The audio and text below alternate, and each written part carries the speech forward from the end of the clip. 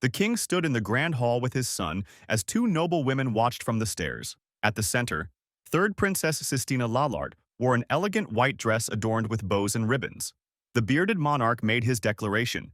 He was appointing her as Lord of the Fifth Northern Territory. A dark-haired young man in formal attire stood beside the princess. Sistina closed her eyes, taking in the announcement. Court members whispered among themselves about the Fifth Northern Territory, noting it was a remote land with absolutely nothing. One courtier worried that Lady Sistina wouldn't understand what this meant and would fall into despair. But Sistina responded with pure enthusiasm, calling it a wonderful proposal from her father. She declared she'd make sure the Fifth Territory shined brighter than anywhere else, her expression radiating determination. The dark-haired young man smiled at her reaction, while three shocked courtiers stood behind him, completely stunned. Years earlier, 5-year-old Sistina Lara cheerfully greeted her father in a columned hallway with a book in hand. She wanted to read it together with him. The king dismissed her immediately, telling her he was busy and she should read that sort of thing by herself. He reminded her that if she had time to read, she should use it to act in a way befitting a princess. The young girl apologized quietly and accepted his words. Later, 9-year-old Princess Khalifa mentioned that Sistina had been turned down by their father again. 14-year-old Princess Ariel noted that His Majesty still seemed to be avoiding her. Someone commented that Sistina wasn't the child of the official wife. Young Sistina sat alone reading outdoors when someone bumped into her. A young boy approached and asked why she was crying. Her thoughts revealed she felt like her father and everyone treated her like she was in the way. She questioned whether she wasn't supposed to be here, wondering what she should have done. The boy promised he'd stay with the hard-working Sisti. He encouraged her, saying she should do what she wanted to do. He told her that if she kept doing her best, everyone would acknowledge her someday. He smiled and told her not to cry. Back in the present day, Princess Sistina exhaled softly in her ornate bedroom. A voice outside announced it was Kaido. The princess told him to come in. Kaido Avan, her servant, greeted her good morning. She cheerfully returned the greeting, apologizing that she hadn't finished changing yet. Kaido noted this was unusual since she usually had it taken care of. The princess mentioned she'd had a long, nostalgic dream, but when Kaido asked about it, she told him it was a secret. Kaido ran through the day's schedule. Sword training after breakfast, then about 2 hours of geology study after lunch. After that, she'd review the petitions sent to the kingdom. Moving on, Princess Sistina asked if Kaido could make some time at lunch because she wanted to try a new spell. Kaido reminded her they did that yesterday too. The princess protested this wasn't like yesterday. She had 17 other things she wanted to test. Kaido, completely exhausted, asked her to please make it next time. Princess Sistina actively studied many different disciplines, swordsmanship and magic. She loved learning. The truth was she was the third princess, not the child of the queen. That's why her father wouldn't acknowledge her. Her education as a princess was neglected, so she had no other way but to teach herself. At first, it was just about getting those around her to notice. She just wanted her father to acknowledge her. But before she knew it, learning itself started to become fun. Because this world was overflowing with mysteries. Every time she learned something new, she wanted to know even more. The princess spent her days wondering about the world beyond the castle walls, her curiosity growing with each passing moment. Kaido walked beside her through these days of discovery. Back in the present, Kaido sorted through consultation requests from nobles, most of them just chores, work that should have gone to the knights, or the court somehow ended up on their desk. Princess Sistina said it was fine, that finishing it felt better than complaining. Hold up, smash like and subscribe for more hidden manga gems. Now, I dare you to comment, I'm loving it. I bet most of you won't do it. Alright, let's continue. Outside, someone noticed the broken water mechanism and sighed, wondering when the repair workers would finally show up. Princess Sistina leaped down dramatically, landing near the waterway. Kaido apologized for startling anyone and asked her to land more gently next time. The man below froze in shock, recognizing the princess immediately. He couldn't believe she'd actually shown up in person. He confirmed the waterway had stopped working a few days ago. He'd asked the knights about it, but they said it couldn't be completely fixed. Princess Sistina declared she'd fix it herself. The man stared at her, confused by the enthusiasm. She approached the ornate water pump with its decorative emblems and got to work, reconfiguring the magic formula and recalibrating the circuitry. Magical energy flowed through technical diagrams as she optimized its efficiency. The man reacted with amazement at how fast she finished. The princess explained she'd updated the magic formula, so the water should flow faster and clearer than before. He thanked her profusely. She told him not to worry about it. It was her pleasure, after all. Kaido watched her look content with helping. Later in the library, Princess Sistina asked Kaido if he was satisfied with life in the royal castle. He said he was content personally. She admitted she felt a little dissatisfied. This place had everything, but it felt so confining. She sat contemplatively by the window, a bird visible outside. She wondered sometimes if she weren't a princess. Maybe she'd be freer. Kaido pointed out she always made time and took on so many things. The princess replied cheerfully that the list of things she wanted to do kept growing every day. Just the other day, she'd joined the knight's monster-slaying mission to test out a new magic tool she'd made. Before that, she'd gone to install a magic device to make it rain in a drought-stricken region and taught people how to grow crops. She explained she'd only shared some knowledge from her experiments.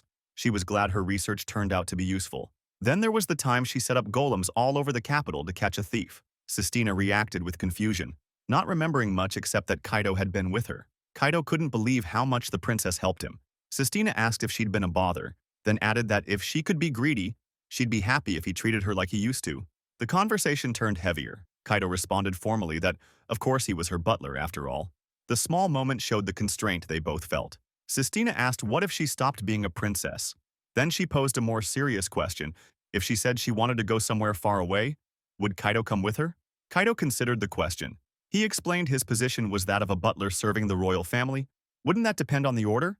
Sistina smiled, admitting it was a mean question for someone as earnest as him.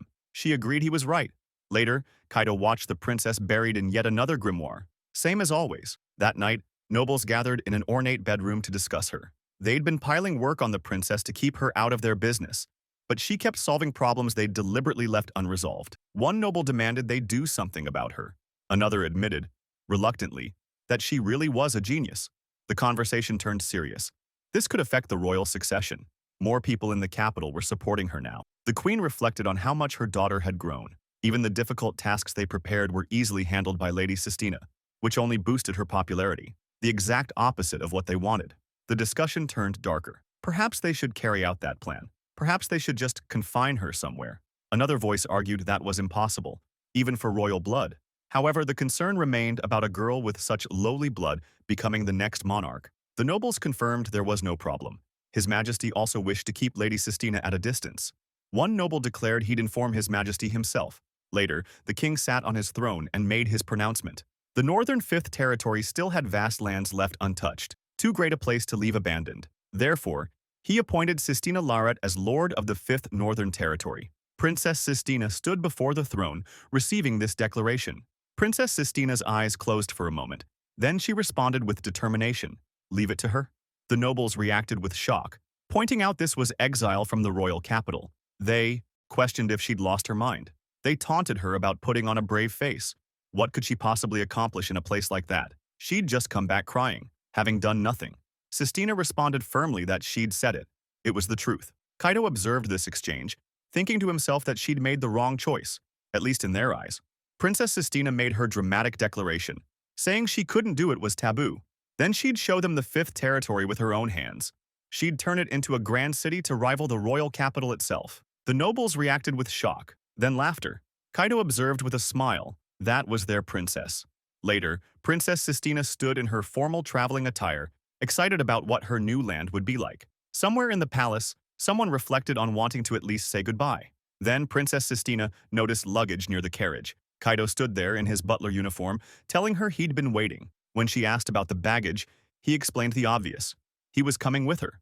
The princess thought her father would have ordered him to serve someone else. Kaido confirmed that was the case. Kaido had made his position clear to the king. He'd stated with all due respect that he was Lady Sistina's personal butler. If the princess set out for a new land, he'd accompany her. The king noted that from now on, Kaido would probably be serving someone else, asking if he understood what that meant. Kaido declared he was prepared. The king gave his permission. Kaido could do as he pleased. Kaido explained to Princess Sistina that he'd received permission to accompany her. The princess couldn't believe someone as serious as him actually made that kind of request to her father. She asked if it was all right. He wouldn't be able to come back anymore. Kaido made his declaration to the princess. Now, in the past, and from here on, he was her butler. Naturally, Princess Sistina's face lit up with emotion and joy. She knew he'd say that. The carriage began its journey toward the Northern Fifth Territory, traveling through the countryside. After some time, they arrived at the Northern Fifth Territory. The landscape stretched before them, desolate and barren. Kaido stepped out, noting there was nothing here. It was worse than he'd heard. Kaido stated that was fine. Princess Sistina stepped out into the barren land and threw her arms wide with enthusiasm. She declared that ahead of them, there was nothing but possibility. Princess Sistina figured if there's nothing here, she'd just build it herself. The empty territory actually worked in her favor. Back in the royal capital, she couldn't run dangerous experiments with everyone watching. But out here, she could try whatever she wanted without interference. Kaido watched his princess with a knowing look. She asked if he regretted coming along. He smiled and told her no way. She asked him to keep supporting her as her butler, and he agreed. They'd begin from here. Later, they made their vow together. Their frontier reform for two was starting now. The Northern Fifth Territory had major problems. Development never progressed. Monsters roamed the forest freely, and the settlement sat abandoned and run down. The territory had a terrible reputation. Several lords had been assigned here over the years, but most returned it to the kingdom in less than 6 months. The main manor was a disaster. Kaido inspected the building and confirmed it had been completely neglected since the previous lord gave up. He turned to Princess Sistina and asked what came next. When he called her Lady Sistina, the princess got excited. He was actually using Sisti now. She asked what they should do first, and before Kaido could suggest anything, she beat him to it. Cleaning. The interior hall stretched before them, covered in dust and neglect. Princess Sistina decided to handle this her way.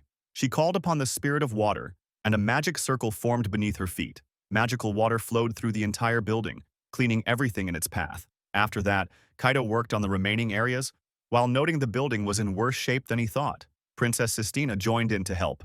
When he pointed out that technically he should be doing this alone, she asked if he really thought she'd just sit around and watch. While cleaning, Kaido felt like someone had been watching them. Princess Sistina noticed it too and suggested they check for themselves. They headed out to investigate, walking through the halls together. Something attacked suddenly from the shadows. Kaido instantly moved to protect Princess Sistina, catching her as a creature struck at them. He told her more were coming. She needed to keep her distance.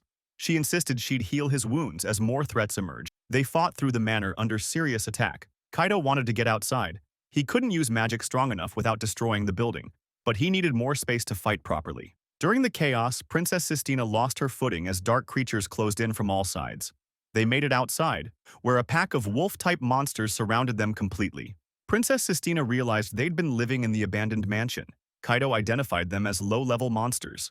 Wolf monsters were ferocious creatures that attacked both people and animals. Even low-rank wolves became a serious threat when they formed a pack, capable of wiping out entire towns.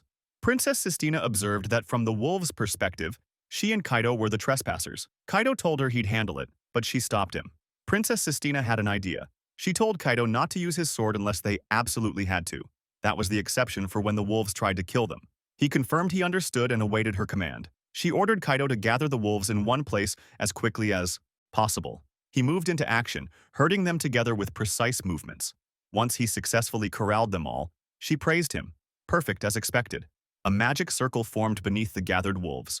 The wolves became immobilized. Princess Sistina declared they couldn't move now. When Kaido asked if they should take them all down at once, she decided they'd keep the wolves here instead.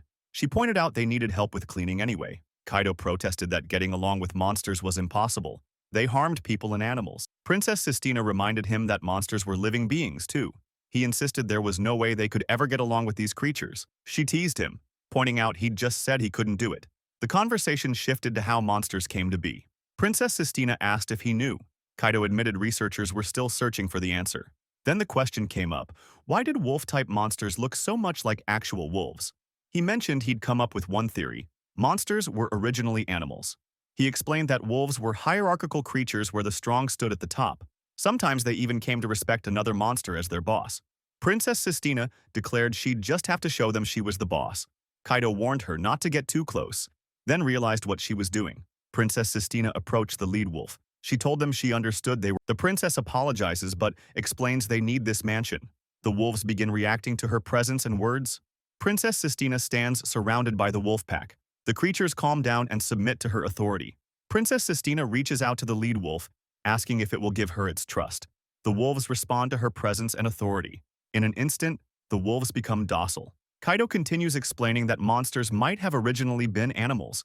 The difference between animals and monsters lies in the flow of magic power. Animals have stable magic while monsters are unstable and violent. Princess Sistina questions why monsters were born in the first place. The scene shows the wolves now calm around her. The princess wonders if there's a reason for their transformation. Princess Sistina gently strokes the lead wolf's head. The creature remains calm under her touch, showing the bond forming between them. The entire wolf pack sits obediently. Kaido reacts in shock, asking what she did. The princess explains she thought their rampage was because their magic was in turmoil. so she adjusted the flow of their magic. She reassures them she won't throw them out and suggests living together. Kaido protests in disbelief. Princess Sistina stands surrounded by the now tamed wolves, all of them happy. Kaido reflects on how a single princess has unraveled the ecology of monsters, something shrouded in mystery for years. He marvels at how she even managed to tame these creatures when he's never heard of such a thing. Her knowledge of monsters, magical control, and creativity leave him thinking what an incredible person she is, exactly as expected of Her Highness. Princess Sistina energetically declares they'll continue the big cleanup together. The cleaning work begins with Princess and the wolves working through the mansion. Kaido directs some wolves to take care of one side. An exterior shot shows the mansion from outside. Inside the now clean mansion, Kaido notes they somehow managed to finish. Princess Sistina thanks everyone for their great work. One wolf comments that it's because Sisti became the boss, and another mentions how the wolves warmed up to Kaido right away too. Kaido observes what an unbelievable sight this is. The princess notes it's nighttime now and she'd like to prepare dinner, but they don't have any ingredients. Kaido suggests they'll have to make do with what they can find there. The lead wolf declares it won't eat and needs to make sure there's enough for everyone. Kaido observes by the window that they've become quite a big family, wishing there were a town nearby. Garden boxes overflow with plants.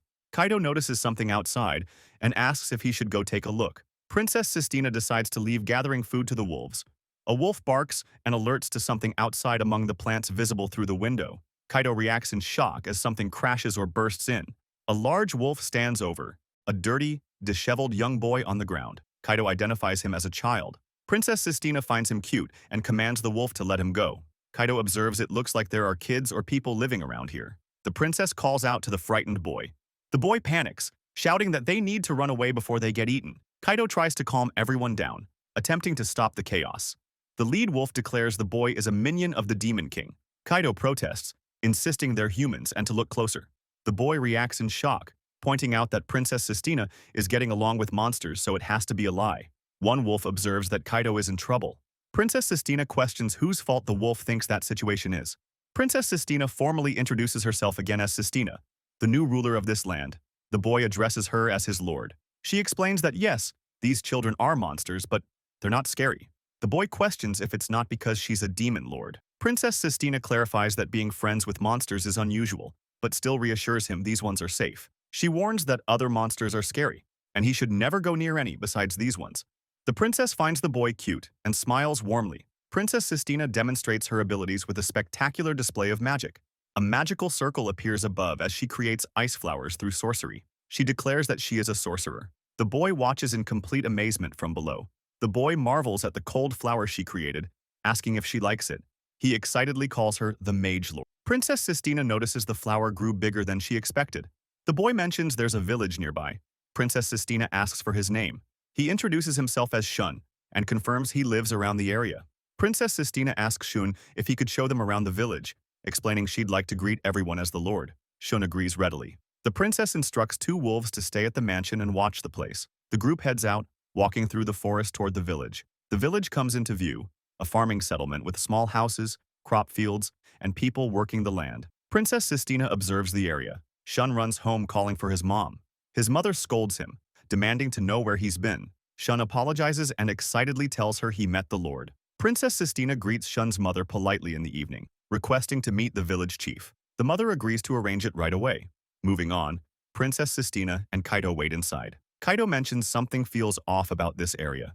The princess confirms she senses it too, noting that when she made the ice flower earlier, her magic control wavered a little. She didn't notice it when she stopped the wolf, but something is definitely strange here. Kaido wonders what in the world could be causing this effect. Princess Sistina admits. She doesn't know yet. Later, the village chief arrives, an elderly bearded man accompanied by other villagers. He introduces himself as the village chief. Princess Sistina formally introduces herself as Sistina Lalat, the new lord of the territory, apologizing for bothering them so late at night. Princess Sistina expresses her enthusiasm about working with everyone and creating more opportunities for the villagers to participate in domain matters. The villagers recognize her as a member of the royal Laylard family. However, the village chief makes a direct request. He asks her to leave them out of it. The village chief explains they don't trust lords or nobles. Princess Sistina asks why. The chief shows them the village fields, explaining this land has been their home for generations. For the past several years, even when it rains, their crops barely grow anymore. The village chief continues revealing the painful history. Both the previous lord and the one before him knew about their suffering, but ignored it completely. No matter how many times the villagers begged for aid, the lords turned away in silence. The chief tells Princess Sistina that she wouldn't understand, having been raised in comfort. The villagers work desperately just to survive. Princess Sistina agrees with the chief's assessment, admitting she's very fortunate. Behind that admission, memories surface of her own painful past. Episodes of loneliness, rejection, and isolation within the royal castle. Kaido watches with a serious expression. Despite acknowledging her privileged background, Princess Sistina passionately declares she still wants to get along with everyone. She tells the chief she understands how they all feel and that their anger is justified. She stands among the villagers, including young Shun and his mother. Princess Sistina explains that since everyone is suffering, she wants to find a way to help. As the new lord, she wants to do what she can since they're all living in the same domain. The village chief responds that there was once a lord who made similar promises, a court magician with exceptional talent who ultimately couldn't manage the problem either.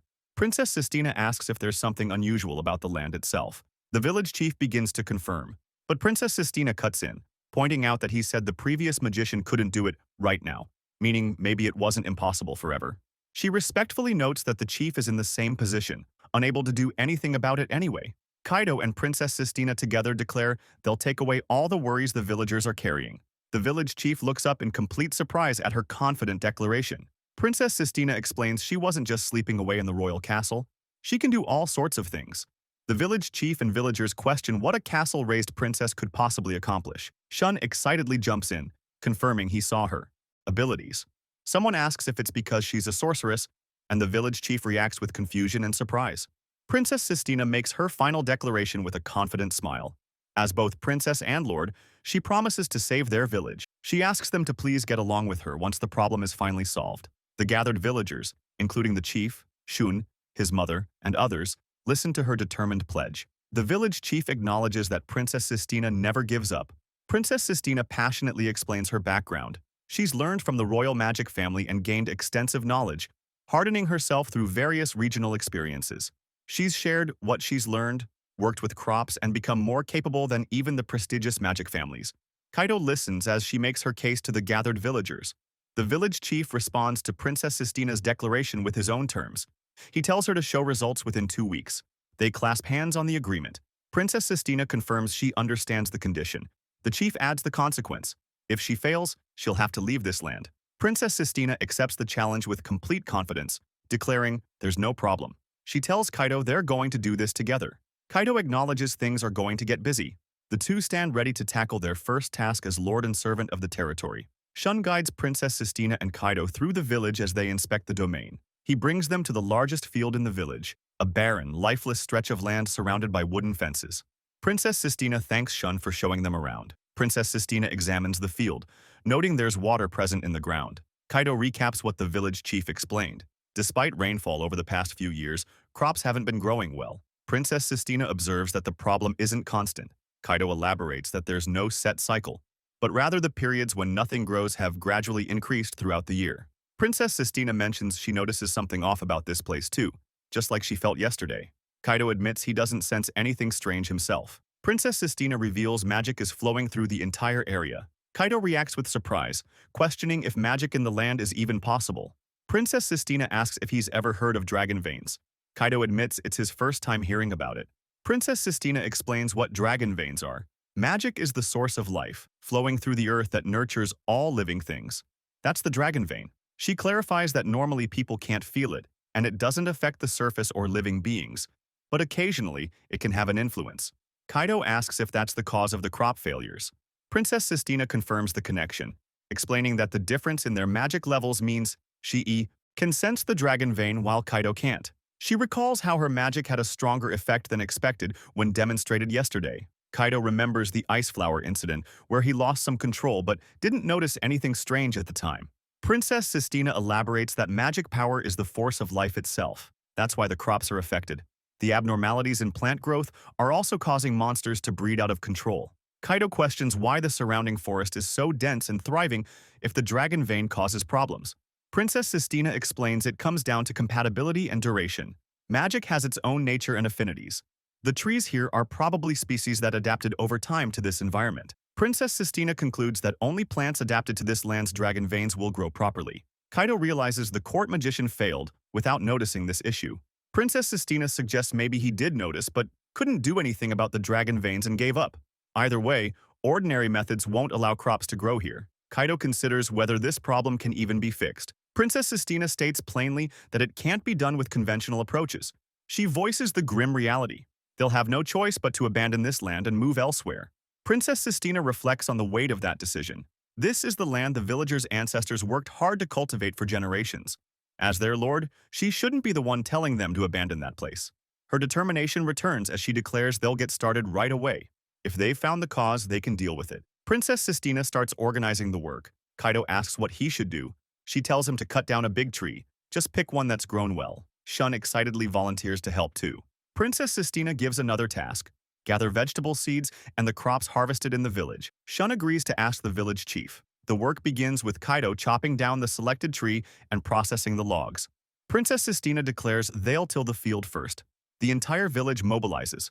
Adults and children work together breaking up the soil, preparing the land for planting. The collaborative effort transforms the barren field. Kaido questions what the tree will be used for. Princess Sistina explains the tree has elements that can adapt to the dragon vein. She'll extract them with alchemy and mix them into crop seeds. She states she'll use it as material. A diagram illustrates the extraction process. Kaido comments that it's quite a forceful way of breeding. Princess Sistina gets to work, kneeling to perform the alchemical extraction on the prepared materials. Princess Sistina unleashes powerful magic. The alchemical process begins with intense energy.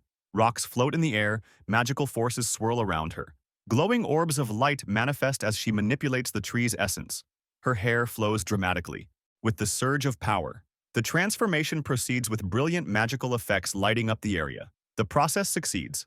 Princess Sistina holds up several small potted plants with growing seedlings, declaring it worked. The village chief and Kaido look on with amazement. She explains that since time is short, she'll regularly use magic to speed up growth and check on the plants. She tells them to help her plant everything. Princess Sistina says they'll start growing it right away. Kaito and Shun respond enthusiastically and get to work planting in the field. The village comes together for the planting. Kaito works alongside the villagers under the trees. Princess Sistina watches the collaborative effort, her expression thoughtful. The villagers discuss among themselves that they should do something too. Princess Sistina observes the community working together on her land. The entire village participates in the farming effort. Adults and children plant together. Dogs roam the field. Everyone contributes to tending the soil. Princess Sistina walks through the field, observing and participating in the work her people are doing. Days pass, and the field shows results. The crops are sprouting. Village chief and other villagers celebrate with excitement. The plants are actually growing. Princess Sistina and Kaito observe the progress. The village chief marvels that Princess Sistina is an incredible person. Another villager comments it only took 10 days to get this far. Princess Sistina examines the field more closely, her expression growing concerned. Princess Sistina reveals a problem. The growth is slower than she expected. At this rate, the crops won't bear fruit. The village chief reacts with shock. Kaito takes notes on the situation. Princess Sistina assures him she's fine. She declares that from here on, it's the final touch. The village chief asks about dragon veins. What they are. Princess Sistina presents a device, explaining it controls the energy of the dragon vein. Kaito reacts with surprise at the strange mechanism. The chief wonders if things will improve using that device and notes such a thing actually exists. Princess Sistina elaborates. This land lies along a dragon vein, and its flow changes irregularly. The unstable magical energy has been negatively affecting the growth of delicate vegetables and grains. It's still hindering growth even now. She tells them to watch closely as she activates the device. Princess Sistina activates the dragon vein control device. The effect is immediate and explosive. Magical energy surges through the field as plants burst into rapid growth. Flowers bloom in seconds, their petals unfurling with brilliant light. Crops shoot up from the soil, transforming the field into a flourishing garden right before everyone's eyes. The village chief, Kaito, and the gathered villagers watch in amazement as nature responds to her power. The transformation completes. The entire field is now covered in healthy, thriving crops. Flowers bloom in abundance, and fruit begins forming on the plants. The alchemically enhanced seeds combined with the controlled dragon vein energy have created perfect growing conditions. What would normally take months has happened in moments. The village chief reacts with pure excitement, celebrating that the crops actually grew. Shun and the other villagers share in the jubilation. Princess Sistina tempers their celebration with a note of caution, Since there's no precedent, and this is the first device she's ever made, she can't predict what effects it might have going forward. The village chief asks what she means by effects. Princess Sistina explains that by controlling the dragon vein's influence, she's uncertain what kind of changes might occur.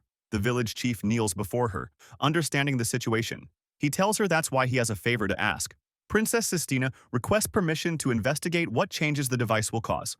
Kaido stands beside her, declaring they'll give it their all to protect everyone's way of life. The villagers respond with enthusiasm. They'll help out however they can. Shun eagerly volunteers to keep helping too. The village shows its full support for Princess Sistina's work. The village chief tells Princess Sistina that everyone already agrees to her request. He adds that, as the chief, he can't be the only one who doesn't, can he?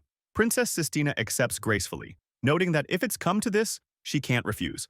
The village chief formally addresses her as his lord.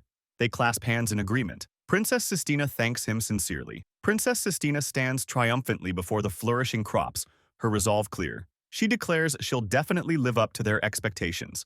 As their lord, she'll bring smiles to everyone. The successful harvest spreads before her, while Kaido and the village chief look on with confidence in her leadership. Moving forward, the village holds a grand feast to celebrate the successful harvest. The entire community gathers around a large table overflowing with dishes prepared from the newly grown crops. Adults and children eat together in a joyous atmosphere. Kaido serves the food, telling everyone to enjoy their meal. The celebration marks the beginning of the territory's prosperity. The villagers marvel at the quality of the food. Shun exclaims how tasty everything is.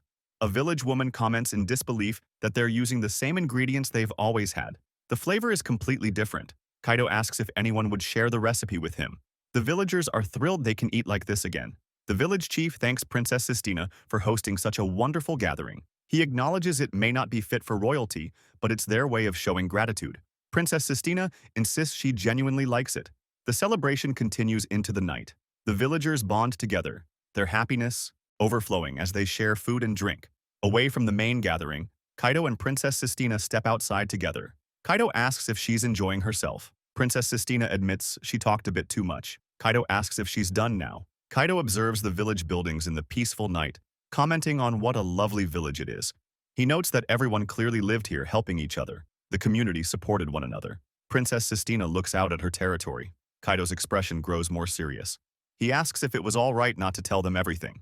Princess Sistina stands quietly, her back to him. Princess Sistina stands with her back to Kaido, claiming she has no idea what he's talking about. Kaido tells her she doesn't need to play dumb in front of him. He explains the device is a magic tool. A magic device won't function unless it's supplied with mana. The dragon vein's mana can't be used without control, which is why Princess Sistina will handle the mana replenishment herself. Princess Sistina tries to downplay the situation, agreeing it's just another task to add to her morning routine. Kaido insists it's not something so simple.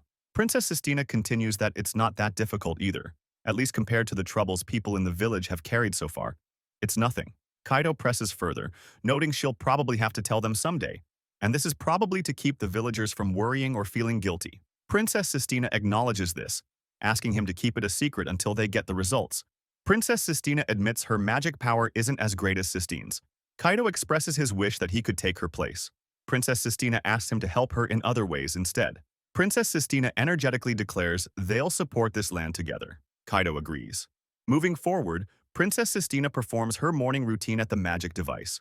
She finishes her work, confirming that should do it.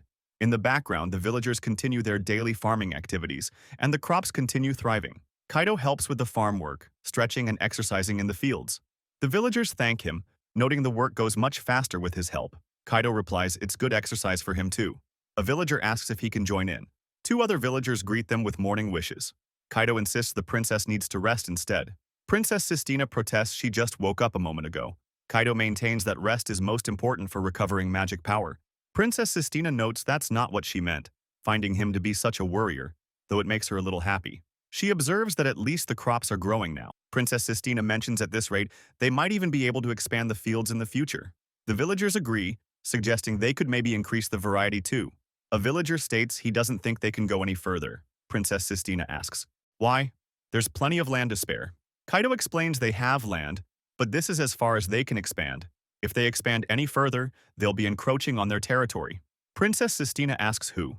The villagers look concerned as Kaido prepares to explain. Kaido reveals they're Demihumans.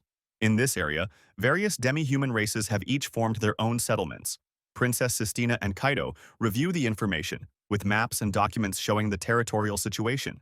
Kaido continues explaining, Demi-humans are races different from humans, with their own habits, customs, and ways of thinking. How to deal with them has been a problem even in the kingdom, and there have been several conflicts in the past. Princess Sistina confirms it's not just one race. Kaido states there are multiple species all concentrated in this territory. Even coexistence between demi-human races is said to be impossible. Princess Sistina realizes the previous lord didn't give up the territory just because of the environment. The demi-human situation was a major factor. Kaido explains they've been maintaining complete non-interference with each other. The villager with the cap confirms that as long as they don't approach the demi-humans don't do anything either. Princess Sistina finds this reassuring. Later, as they stand outside near the village, Kaido expresses his hope that nothing really happens. He recalls that some of the demi-human races are rather aggressive.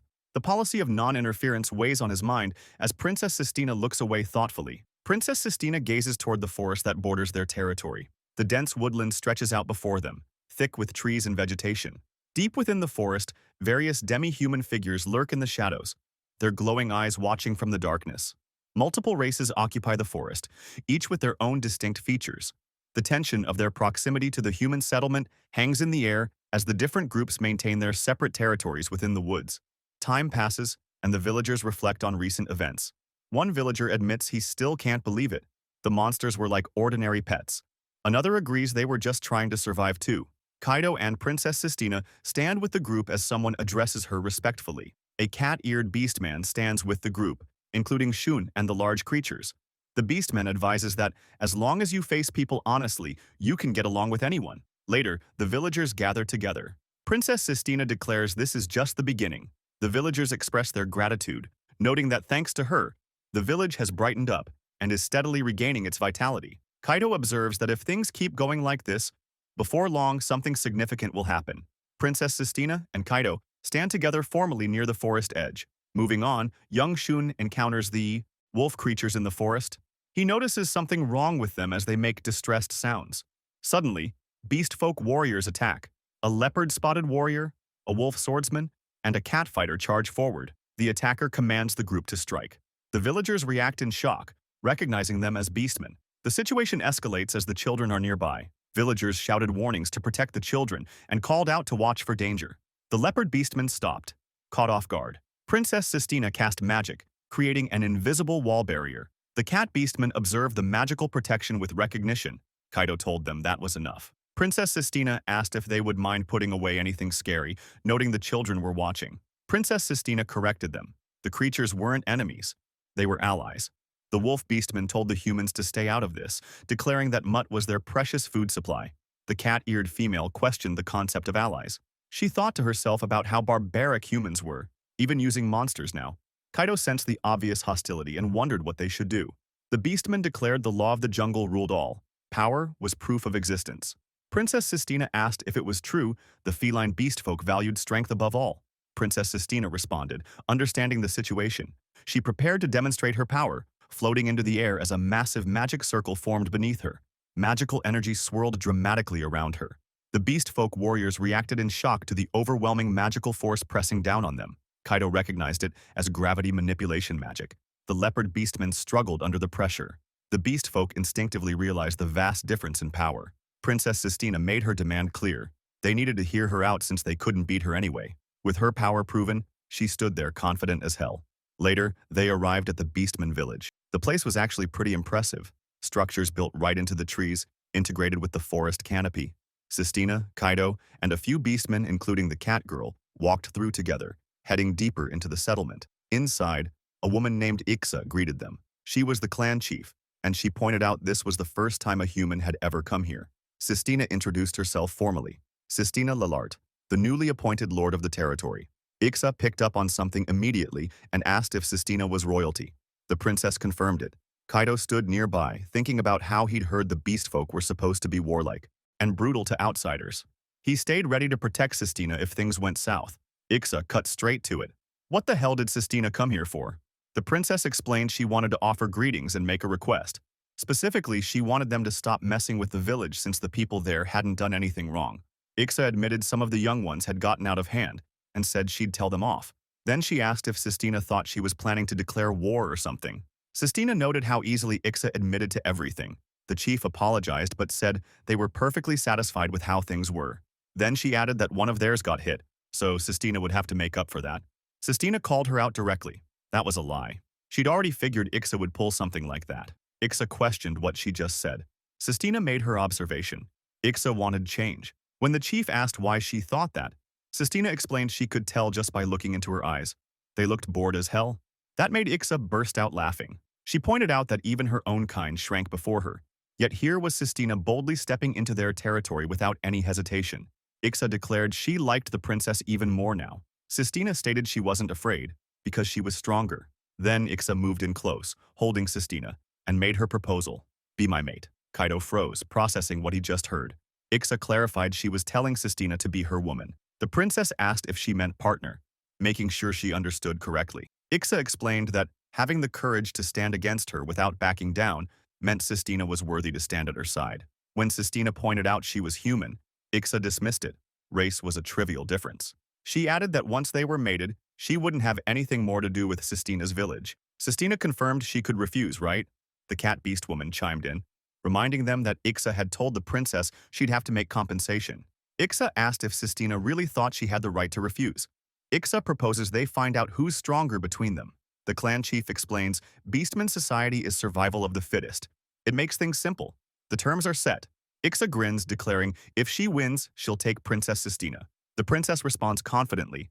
If she wins, Ixa will grant her request. The two prepare to face off. Their stance is ready. Ixa accepts the challenge. Suddenly, Kaido calls out, asking the princess to wait. Princess Sistina turns toward him. Kaido steps forward, announcing he'll take on that role.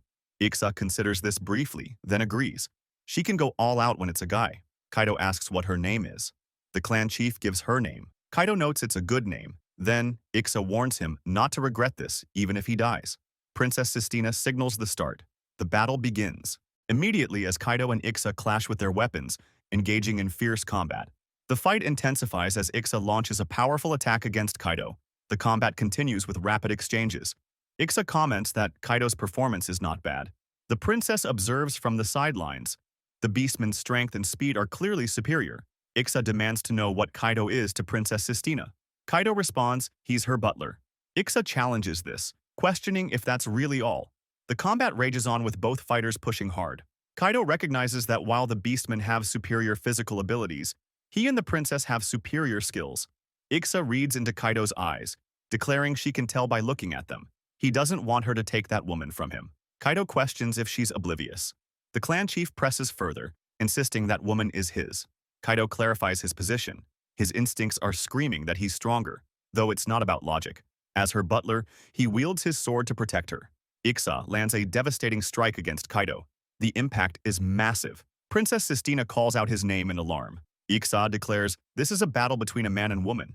Race doesn't matter. The fight continues with brutal intensity. The clan chief taunts Kaido, asking if he really thinks he can fight her. Kaido struggles, his consciousness fading. Princess Sistina calls out to him again. Princess Sistina stands with Kaido defeated on the ground. She looks at him with determination, telling him she believes in him. Princess Sistina watches with determination as Kaido clenches his fist. The battle reaches its climax as Ixa launches her final attack, leaping through the air with devastating force aimed directly at him. Ixa's strike connects and Kaido goes flying, crashing hard to the ground. He coughs from the impact, struggling as he looks up at his opponent standing above him. Princess Sistina calls out Kaido's name in alarm. The final moments play out as Kaido's fist drives forward in one last desperate strike toward Ixa. Ixa questions what Princess Sistina means. The princess responds calmly. They don't want to fight, do they? Kaido confirms this. The beastmen warriors shout orders to kill the humans and protect their chief. Princess Sistina calls for everyone to stop. Ixa admits that if Kaido hadn't stopped his fist, she would have died. The clan chief acknowledges her defeat. Kaido stands there with a serious expression. Ixa asks what Princess Sistina wants from them, if it's about not touching the village. The princess clarifies that she actually wants their help. Princess Sistina proposes they work together to make this territory an even better place. The beastmen react with confusion. Princess Sistina explains her vision. She wants to create a place where all races in this land can live happily and with smiles, because race doesn't matter. Ixa points out their beastmen. Ixa declares there's no way she can make that happen with all races. Kaido points out she just said she can't do it. Princess Sistina responds with enthusiasm. She'll prove it to them. She'll make this territory a richer city than the royal capital. Ixa laughs loudly at this declaration. The clan chief comments that Princess Sistina is a big deal, as expected. Ixa accepts the challenge. She'll take a bite of this proposal. Princess Sistina tells her she's counting on her. The three stand together as new comrades. Moving on, back at the village, the chief and villagers stare nervously at the group's arrival. The village chief points out these are the beastmen from the neighboring village. The villagers acknowledge they can see that much. The chief nervously asks Princess Sistina about these people. Princess Sistina asks the chief to confirm. They won't harm any of the villagers anymore, right? Ixa confirms that's the promise. The clan chief gets defensive when questioned further, snapping that they ask too many questions. An elderly woman worries about what the promise actually means. Kaido tells Ixa not to intimidate the villagers. Ixa insists she didn't mean it that way and apologizes. The village chief looks exasperated as Princess Sistina offers to explain the situation from her perspective. A villager asks if this means the beastmen will cooperate with their village. The other villagers stand there confused, trying to process what this arrangement actually means. In the next scene, Ixa tells them they've agreed to get along, and whatever they'll do, they should ask the boss over there. Kaido responds surprised. Boss, him? The beastmen warriors stand together as a group. A character observes the beastmen hierarchy. One of the warriors points out that Princess Sistina is the top here, right? Another adds that then she's their boss too. The observer notes this is how beastmen society works. A clear hierarchy. Princess Sistina asks what everyone wants. Ixa says first they should confirm, asking what they should do in the end. The clan chief adds they need to figure out what this territory lacks. Ixa gestures while talking with the village chief, who appears to be considering the question. The clan chief explains it's food after all, showing silhouettes of various animals. Ixa emphasizes especially meat. The village chief agrees. Indeed, they are always short on meat and fish. Kaido adds they can grow vegetables, but they need to hunt for meat. Ixa declares enthusiastically that beastmen are carnivores who barely eat vegetables. The clan chief shows a statistical comparison. Their consumption is 3 times that of humans. The young beastman child stands with the group as they discuss their dietary needs. Kaido explains that animals aren't like vegetables. Once they grow, they don't bear fruit every year. He warns that if they hunt them all, the animals will disappear. Princess Sistina listens, thoughtfully, processing this challenge. Princess Sistina's expression lights up with determination. She declares then she'll just make it, a new kind of meat where no one would have to suffer. Ixa looks completely confused, asking what the princess is talking about. Make meat? Princess Sistina presents her idea through diagrams. What if they could harvest meat from a single animal multiple times? What if they could duplicate the harvested meat? The group of villagers and beastmen start chattering in confusion, unable to comprehend what Princess Sistina is proposing. Someone calls out to Ixa. The clan chief responds. Then Ixa speaks up. Where would they find an animal like that? That's impossible. A shadowed figure notes that if she says she can do it, then it's possible. Kaido states confidently that Her Highness never speaks of impossibilities. Princess Sistina declares there's no such thing as impossible. She'll find them, no matter what. She asks Ixa if she's going to help. Ixa demands to know if the princess is serious. Princess Sistina smiles brightly, talking about a way for everyone to smile. Kaido reminds Ixa, wasn't that the rule of the beastmen? The loser obeys the winner. Ixa's expression becomes serious and accepting, the clan chief acknowledging the terms. Ixa asks what she should do. Princess Sistina instructs her. First, she wants Ixa to hunt an animal that they can eat. Ixa confirms just one is fine. The small cat beastmen get excited and start celebrating. A beastman shouts. There was a herd of wild boars nearby. They'll hunt all of them down. Princess Sistina protests urgently. Just one is fine. Ixa responds confused. Wouldn't it be better to have more anyway? Then she relents. Princess Sistina insists there's no need to take more lives than necessary. Kaido says they'll go back to the mansion once and get the necessary tools. Later, the work area is set up outdoors with tables and equipment. Ixa returns holding a wild boar, announcing she got it. The small cat beastmen gather around. Princess Sistina thanks her. Ixa asks if one was enough. There were more than 10 in the herd. The clan chief confirms that's enough. Princess Sistina explains they are taking a life, so they shouldn't take more than they need. Ixa protests that's not true. What a waste. Princess Sistina responds that if she has one, she'll be fine for a month. Kaido asks carefully. 1 month? Princess Sistina gestures energetically, telling them to use this. Ixa looks at the magical circular device on the table, asking what it is. Princess Sistina explains it's a magic tool that duplicates meat. She originally made it for vegetables but modified it a bit. Ixa reacts in disbelief. The princess can make something like that? Ixa tells them to butcher the meat then. Kaido announces he's done. The group reacts with excitement. Princess Sistina and Ixa stand at the device table. The princess says they should try one. The process begins. Meat is placed on the magical circle, the device activates, and duplicated meat portions appear on the plate. The duplication process activates dramatically. The meat multiplies before their eyes. Rolls of meat float above the magical circle as it does its work. Ixa exclaims it really increased. The young cat beastman stares in shock. A villager calls out that the meat increased.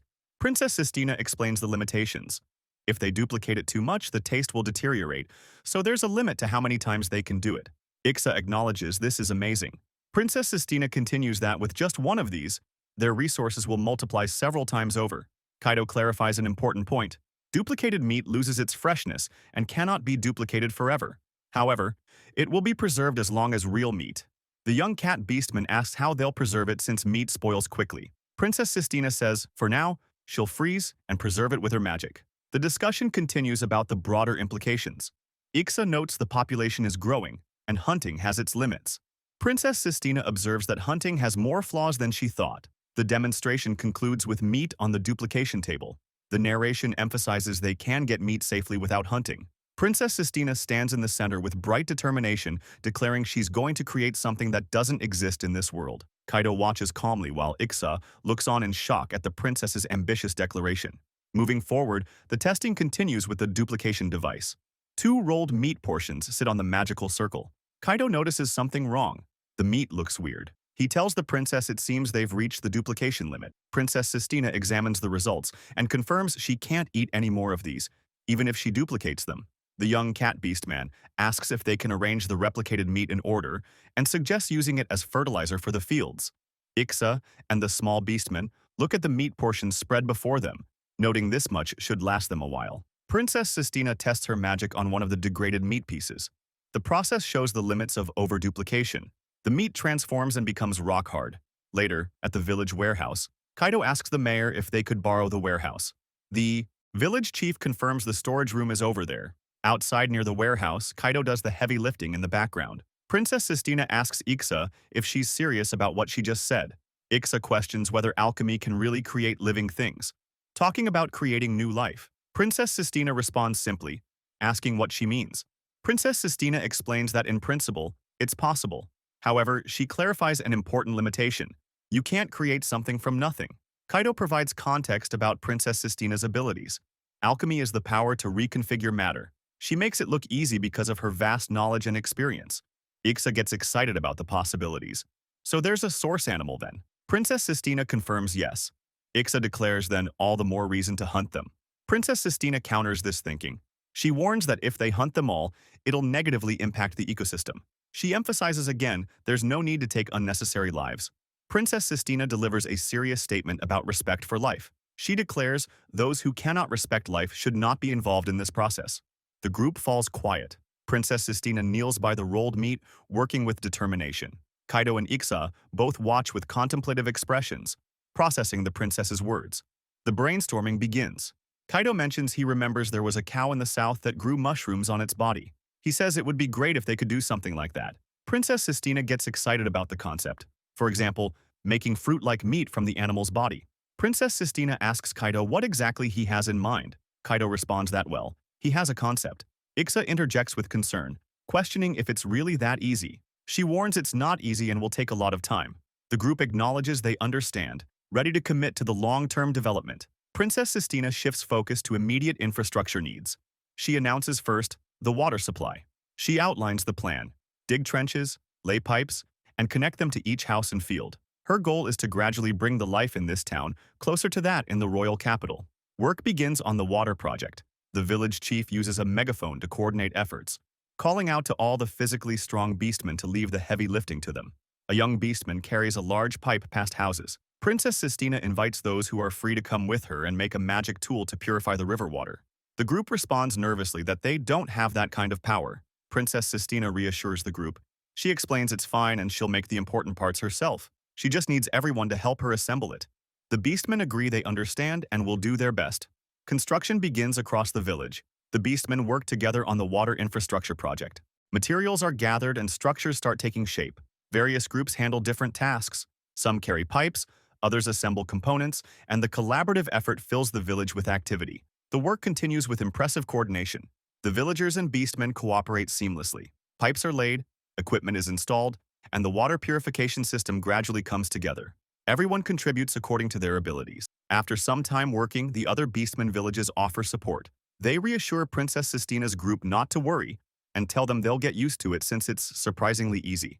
They acknowledge the work is harder for her village and promise that once they're done here, they'll help with the other village too. The group readily agrees. Kaido observes that nobody had to fight over the assistance. Ixa considers this, thinking maybe there was a reason. Princess Sistina reflects on how she didn't expect them to accept the help so easily. The long-haired beastman reveals she was looking for a change. Two other beastmen agree this direction was right. The group gathers together, united in their new path. Ixa admits it's not a bad change. Kaido acknowledges he sees that now. The village houses stand peacefully in the background as things settle into place.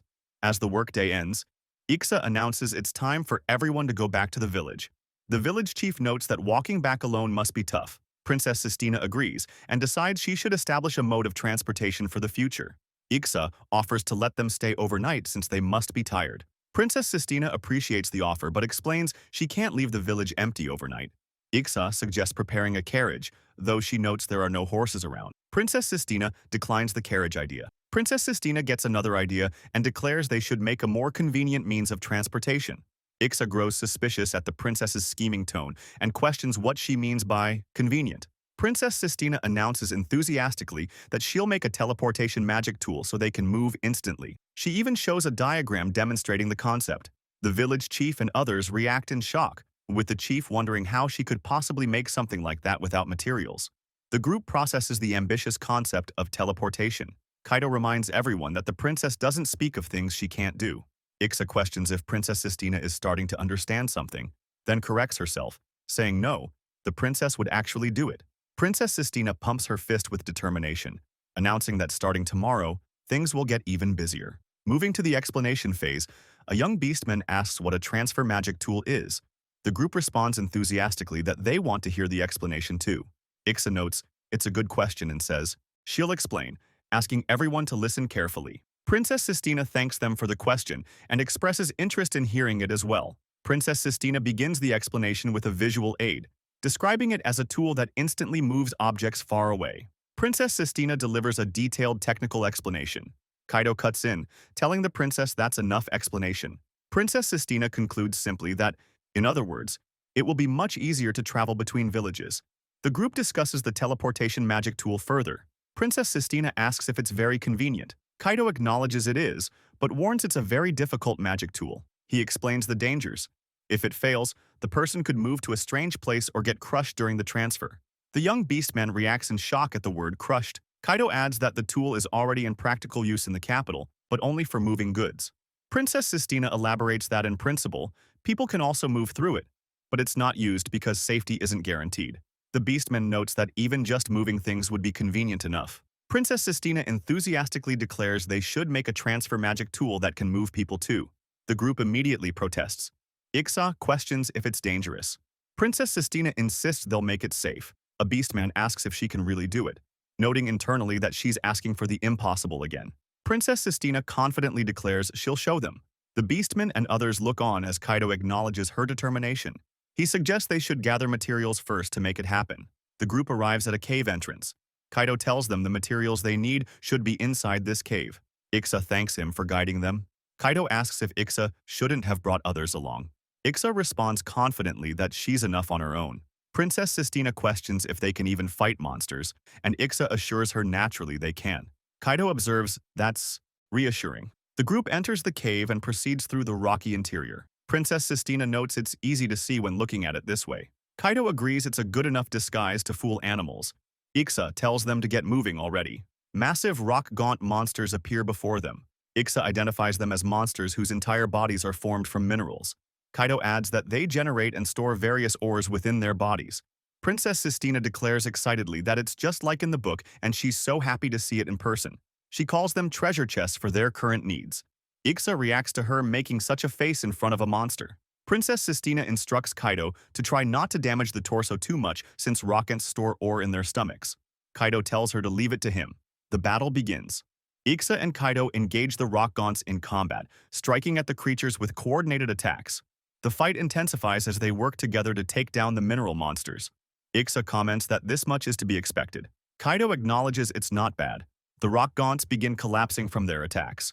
Kaido starts explaining that rock gaunts will regenerate using the surrounding terrain unless their cores are destroyed. Princess Sistina calls out for the timing and casts Sunlight Arrow, unleashing a powerful magical attack toward the fallen rock gaunts.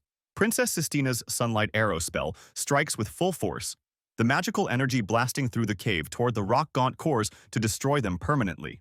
The spell hits its mark. The rock gaunts crumble under the magical assault, their cores destroyed. Ixa launches a final strike as the creatures fall apart completely. After the battle, Princess Sistina celebrates their success, congratulating Kaido and Ixa on their teamwork. The two fighters stand victorious among the defeated monsters. Princess Sistina embraces Ixa in excitement over their first successful material gathering mission. Back at the village, Princess Sistina announces she'll create the magic tool now and asks everyone to help. The villagers and beastmen gather enthusiastically around her. The group examines the blueprints together, ready to begin construction.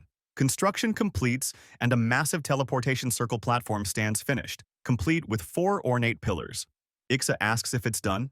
Princess Sistina confirms the prototype is complete. Kaido suggests they should improve it later, but first they need to check if it works properly. The group prepares for the first test.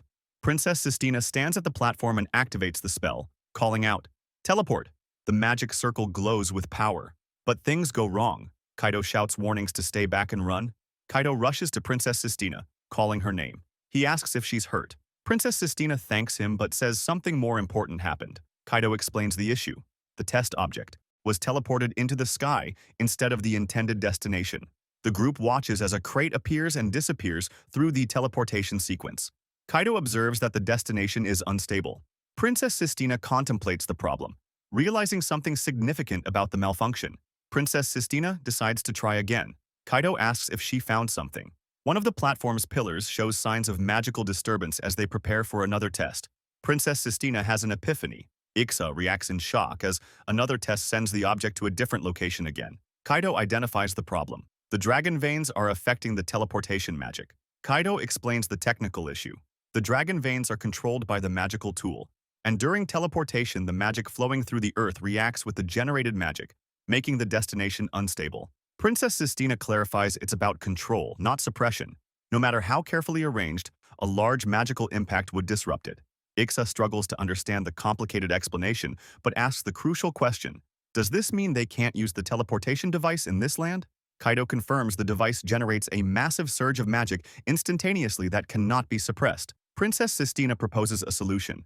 If there's a marker so she doesn't lose sight of the destination, it might be able to cover the influence of the dragon vein. She considers the idea carefully, her expression determined. Ixa asks about a marker. She suggests a powerful magic stone or something similar. Princess Sistina recognizes what she means.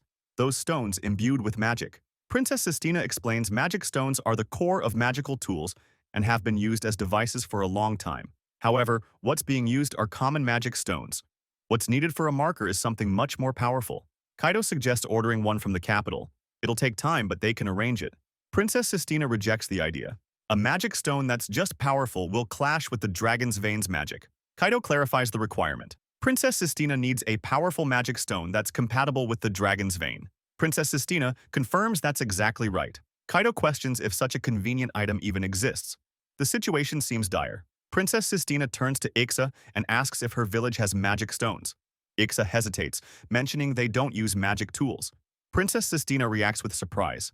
Ixa quickly says it's nothing. Princess Sistina confronts Ixa directly. She knows Ixa has something in mind. Ixa denies knowing anything, but Princess Sistina calls her a liar. She insists Ixa definitely knows something and demands she tell her. Ixa tries to deflect. Princess Sistina presses harder with an enthusiastic plea. Ixa and Kaido appear defeated by her persistence. Princess Sistina asks if Ixa knows other demi-human races have built villages in this land. Ixa confirms it. Among them, the elf clan excels in magic. They might have something like that. Princess Sistina lights up at the mention of elves, the race rumored to have their own unique magical technology. She asks where they are, saying she'd love to meet them. The group is apparently close to the elven territory. Kaido tells Princess Sistina to calm down. She apologizes for losing her composure. Kaido then tells Ixa not to excite the princess too much. Ixa protests it's not her fault and calls him a jealous butler. Princess Sistina confirms Ixa knows about the elven village. Ixa admits she knows but doesn't really recommend it. Ixa explains that elves are a reclusive race and rarely leave their forest territory. She hasn't seen them in years. They've completely cut off contact with other races. Kaido and Princess Sistina acknowledge they seem to be a very cautious race. But there are no other candidates. Princess Sistina declares she wants to meet them and decide for herself. Princess Sistina announces they'll go meet the elves. She asks if Ixa will guide them. Ixa questions if there's any other way. Ixa finally agrees to guide them. Princess Sistina and the group prepare to depart while Kaido observes from the background. The group arrives at the elf forest. Massive ancient trees tower overhead, creating an otherworldly atmosphere. Princess Sistina notes it's a strange forest. Just a few minutes ago, the landscape was familiar. Kaido observes the vegetation here is different, and he feels like a dwarf compared to the enormous trees. Princess Sistina looks contemplative as they venture deeper into the forest. Ixa explains, it's a forest the elves created themselves, though she doesn't know the details either. Kaido asks if there are elves ahead. Ixa says probably. When pressed on the uncertainty, Ixa reveals the last time she came here was about 30 years ago. She wasn't allowed into the village then either. Kaido starts to question Ixa further. Princess Sistina continues walking, but something feels strange. Kaido realizes they've been going around in circles. Ixa curses. It's an elven barrier, their specialty. Princess Sistina asks what a barrier is. Ixa explains she told them elves generally don't interfere with the outside world. However, this is different. Kaido observes something. Ixa admits it seems she's not welcome here. Ixa notes it's always the same scenery repeating over and over. Kaido shouts a warning. Ixa thanks him for saving her from some danger. Ixa reveals how she got out before the war. She had a guide back then. She's never broken through the barrier alone, not once. Princess Sistina listens carefully and starts analyzing the situation. Princess Sistina suddenly raises her weapon with determination. Ixa questions the sudden change, while Kaido calls out to the princess. Princess Sistina declares she understands now. Princess Sistina explains the barrier isn't affecting the entire forest. She's shifting perception, starting with them as the intruders. Kaido confirms her theory. The magic doesn't know the center of the barrier, so it shouldn't be able to sustain its effect. The barrier is deceiving their senses, not the forest itself. Princess Sistina realizes they just need to go wild. Princess Sistina charges forward, and the group pushes through with force, attempting to break the barrier. An elven observer watches from the shadows and wonders what they're thinking. Princess Sistina laughs, saying, "This is kind of fun." Kaido comments, "It's as expected of the princess." Ixa notes they look like they're having an easy time. The elf realizes if this keeps up, they'll break through. This is bad. The elf archer attacks from the trees. Princess Sistina engages in combat, dodging and striking back as arrows fly through the forest. The elf discovers something and declares she found it. The elf archer fires. The arrow hits its mark and someone goes down hard with the impact. Princess Sistina shouts for Kaido. The hooded elf catches Kaido as he falls, telling the princess to leave it to her. Princess Sistina asks if Kaido is hurt, and he thanks the elf. The elf tells Ixa to let go. Princess Sistina stands with Ixa, processing what just happened. The elf introduces herself to Princess Sistina as the new lord, explaining she came to talk to everyone in the elf village. But then her attitude shifts completely. She angrily demands they go home, shouting this is not a place for humans. Princess Sistina calmly responds she has no intention of fighting. The elf refuses to be fooled, saying she was taught humans are a barbaric race and she'll never let them near the village. Princess Sistina counters that humans aren't a barbaric race. They're all very gentle and kind people. The elf shouts that's a lie, pointing out that people who laugh while running through a forest full of traps can't be kind. Princess Sistina explains that was just because they enjoyed running at full speed and they only want to talk.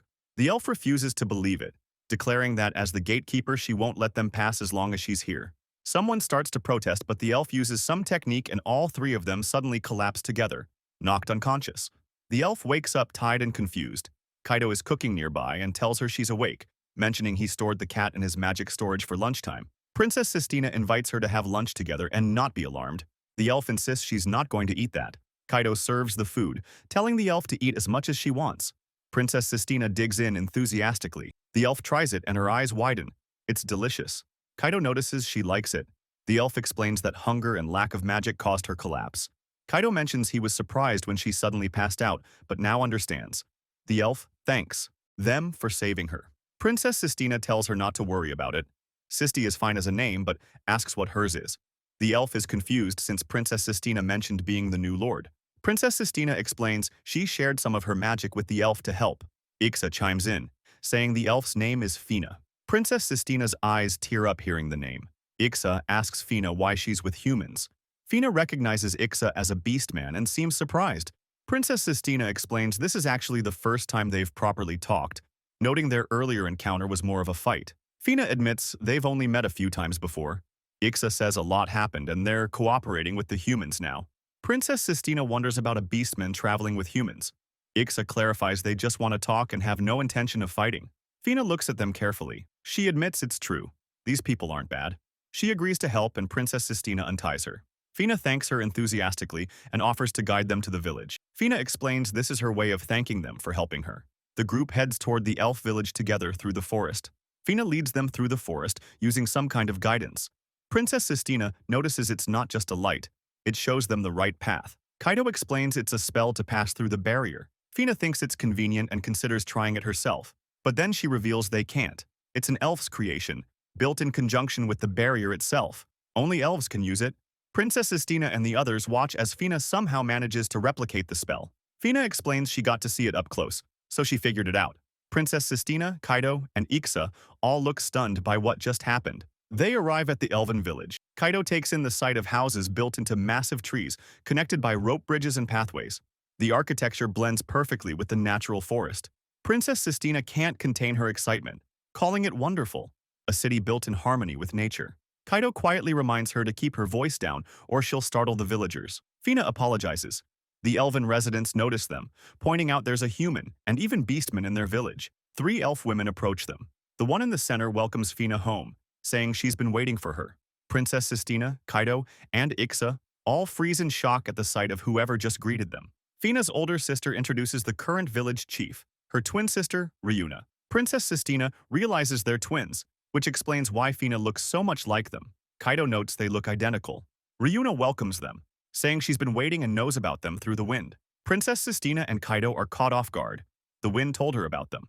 Ryuna also mentions she knows they helped Fina. As village chief, Ryuna thanks Princess Sistina for helping Fina. Her older sister joins in the thanks. Princess Sistina insists she only did what was natural. The conversation shifts as Ryuna's sister recognizes Ixa, noting it's been a while. Ixa agrees, asking how many years it's been. Ryuna's sister is surprised to see a beastman like Ixa here, especially with a human. Ixa admits she's also surprised that Ryuna became the chief. The group watches as tension builds between them. Ixa suddenly jumps on Ryuna's sister, declaring she missed her. The sister protests, telling her not to just jump on her like that. Kaido and Princess Sistina watch the scene unfold with confused expressions, clearly not understanding the dynamic between these two. Ixa explains how much she missed Ryuna's sister. 10 years might be nothing for an elf, but she was so lonely without her. For Ixa, it felt like an eternity. The sister insists that's not true. It's been a while for her too. Ixa carefully asks about their relationship. Ixa enthusiastically declares they've pledged their future to each other. The story unfolds. They used to play together when they were little, but the previous chief was difficult and told them to befriend beastmen instead. They got caught meeting in secret.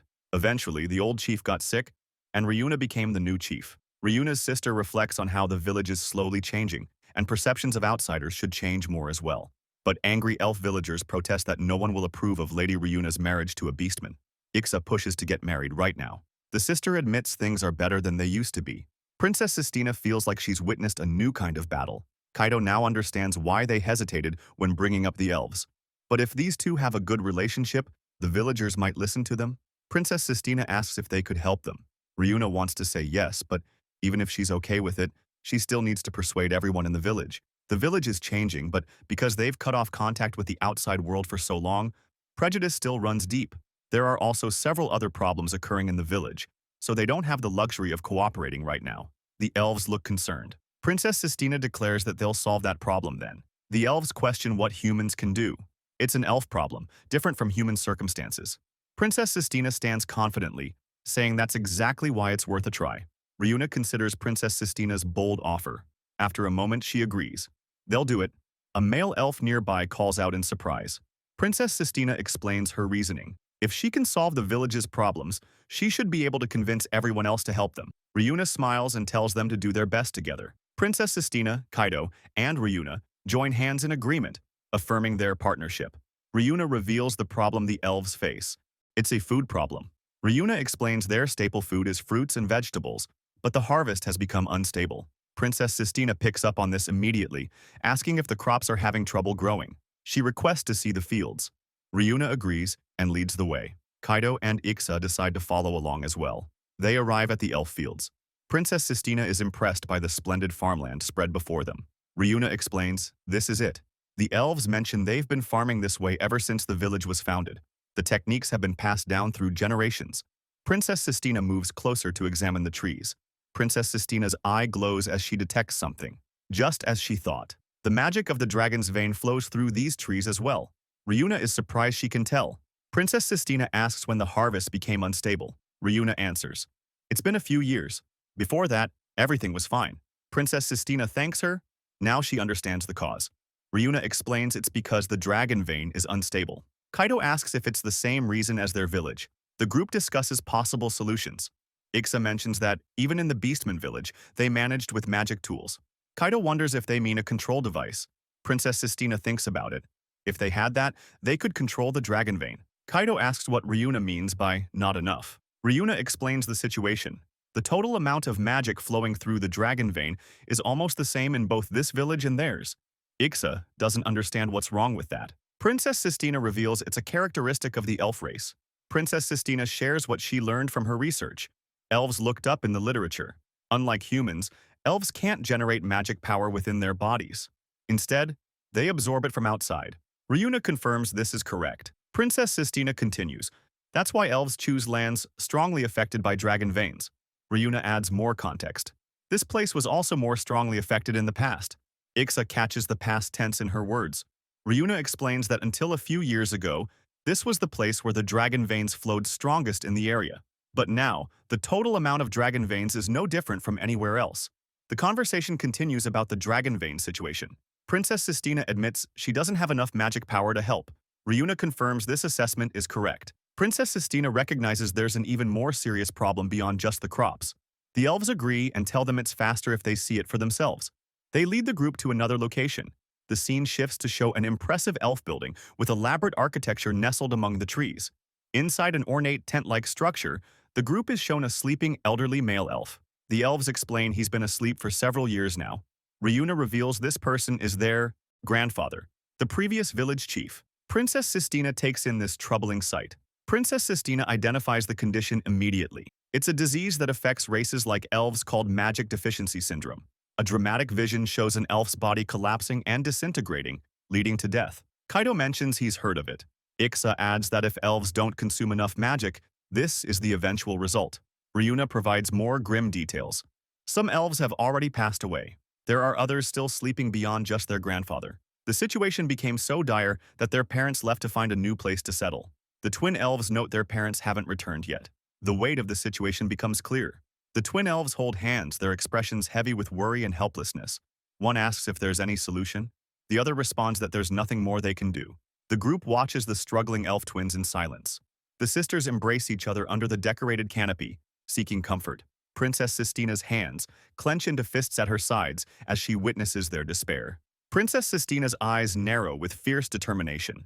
Her expression hardens with resolve as she processes everything she's learned about the elves' desperate situation. Ixa suddenly has an idea. In the end, it's a problem with the dragon veins, right? She asks if they can't fix it somehow with the control device.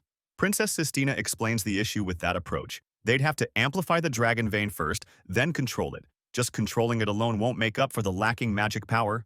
Ixa looks at Princess Sistina intensely and insists she can do it. Of all people, the princess should be capable.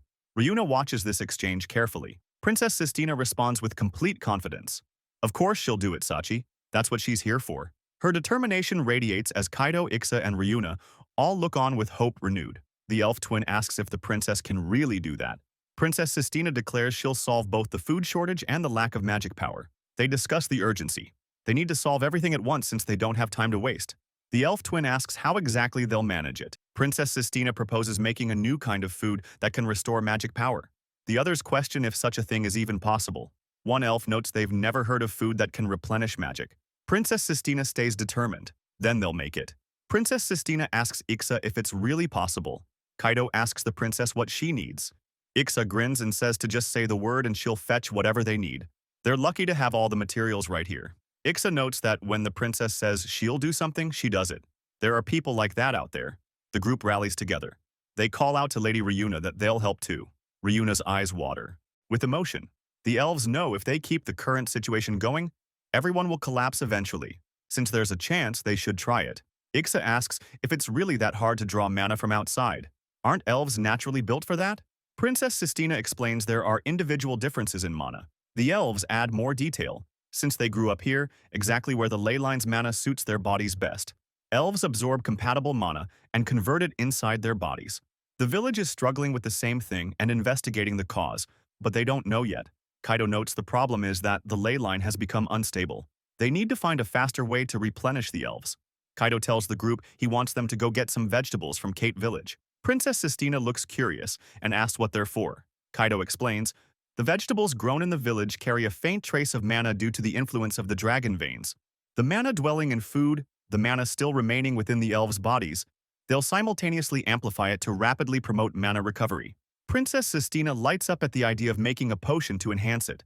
Kaido notes it's only temporary, but the elves should be able to recover from this dangerous state. The group celebrates the plan with excitement. Princess Sistina gives out instructions. She tells Ixa to go cut some trees from this forest. Ixa grins and says to leave the heavy lifting to her. She's got it. Princess Sistina then asks Ryuna if she has even a tiny fragment of magic stones or any magic tools. Ryuna asks if they can really actually do it. Princess Sistina admits they won't know until they try. It's her first time too. But she declares with firm resolve that they'll just keep at it until they can. Ryuna watches the princess with growing trust. The work begins. Princess Sistina focuses intently, preparing the materials with careful precision. She gathers the vegetables, magic stones, and tools they've collected. The group comes together around a table, working on creating the solution that could save the elf village. The entire group gathers in the workspace as the potion-making process begins. Princess Sistina focuses intently on the work, while the elves and others watch closely. Everyone is invested in whether this experiment will succeed. The magic amplification process starts. Princess Sistina and the team channel their magic over the materials, bright light surrounding their hands as the enhancement takes effect. The potion bottle fills with the specially prepared mixture, combining the vegetable juice from Kate Village with the magical amplification formula. Success! The elves watch in amazement. Ixa pumps her fist in celebration, and Kaido observes with satisfaction. The potion creation worked. Inside the building, two elves have a quiet conversation as the view shifts to show the village outside through the window. Time passes as they prepare for the next critical step. The finished products are ready. An ornate chalice holds the magic amplification potion mixed with vegetable juice from the village. Small spherical pills sit arranged on a decorative plate. Ryuna and her twin sister present the completed items. The work is done. The group stands near the prepared potion, discussing who should test it first. After a moment of hesitation, Ryuna steps forward and declares she'll test it herself. Someone has to be first. Ryuna takes the potion and the effects hit immediately. Magic power wells up from her body and she can feel it working. The others watch with hope. For now, it's a success. Princess Sistina notes they're ready for the next step. The group gathers around the bed where the previous elf village chief lies in his long sleep. They prepare to administer the potion to him. The elves watch with intense focus. Ixa and Kaido stand ready and Ryuna stays close. This is the real test. They give him the potion. The elderly chief's hand moves. He makes a sound. Fina leans in close, tears streaming down her face as she pleads for him to wake. Her grandfather is finally responding after years of sleep. The moment stretches. Fina's face shows pure joy mixed with desperate hope. Her prayer is reaching him. After all this time, he's coming back. Fina continues praying desperately for her grandfather. The chief lies on the bed, and then he speaks. He murmurs the name Fina, perhaps remembering someone from his past. He's regaining consciousness. The elderly chief opens his eyes fully and sees Fina crying. He asks why she's crying. Fina can barely speak through her tears and embraces him, calling out, "Grandpa." The reunion is overwhelming. The village erupts in celebration. The elves spread the word that the village chief has awakened. A miracle has happened. Ryuna greets her grandfather, calling out, "Good morning, grandfather." He recognizes her and says her name. Ryuna's face radiates pure happiness. Their leader has returned. Ixa stands with Ryuna, who's crying tears of relief and joy. Ixa looks away and mutters that this kind of thing is unfair. It's making her emotional too. She tells Ryuna she can cry if she needs to, offering comfort in her own rough way. The normally tough beast woman shows her softer side. Princess Sistina stands with Kaido and Ryuna as the elves acknowledge her accomplishment. The group gathers together and the elves comment that this is exactly what they'd expect from the princess. Princess Sistina humbly responds that it's thanks to everyone working together. The village elves gather around expressing their gratitude. The male elves say it was the same for them too. Everyone went through so much trouble together. Princess Sistina quickly tells the village chief to stop being so formal. The previous chief speaks up, his voice carrying weight. He admits that humans saved them, though the words seem difficult for him to say. Phoenix gently tries to soften her grandfather's phrasing. Outside the building, the previous chief addresses Princess Sistina directly by name. He tells her they are deeply grateful for saving their clan. Princess Sistina starts to respond, but the chief continues, acknowledging that he knows the situation. Still, he insists he is grateful. Princess Sistina looks surprised for a moment, then smiles warmly. She explains it wasn't by her strength alone, it's because everyone here gave their best with the same feelings. Ryuna observes the interactions with confidence, noting she's surprised they're working with humans. The group gathers with the three elves and Ixa in the background. The previous chief remarks that he's shocked that cheeky brat Ixa is now the leader of the beast folk. He tells her from where he stands, she's no different from a baby. Ixa fires back that he still treats her like a kid. Kaido and Princess Sistina watch the banter between the old chief and the beast woman leader. The previous chief's eye appears in close-up as he mutters that they're special. The previous chief calls the boy insolent. Ixa and Ryuna speak up, stating they've decided to cooperate with the humans. Ixa asks what the elves will do. Fina looks confused.